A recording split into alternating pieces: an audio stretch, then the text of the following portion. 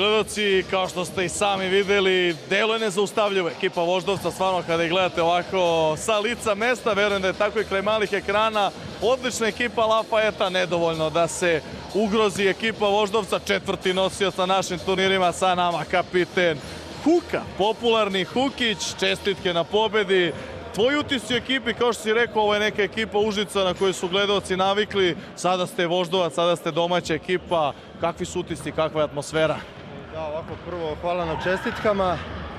Ja čestitam ekipi Lafayeta, namučili su nas prvi deo basketa, znali smo da momci igraju dobar basket, da ne smemo da ih podcenimo, moramo uđemo jako i negde na kraju isplivao, da kažem, i naše iskustvo i kvalitet. Nismo najbolje ušli u basket, ali priveli smo ga kraju kako treba. A što se tiče ekipe, da, praktično neke stvari su se promenile, a dosta toga se i nije promenilo. Isti sastav ekipe, samo eto sad smo Voždovac, trenutno smo u nekom periodu osnivanja naše ekipe, tako da snalazimo se sad oko toga i ništa, igraćemo do kraja sezone pod nazivom 3x3 Voždovac. Huka, odmori, za sad izgledate odlično.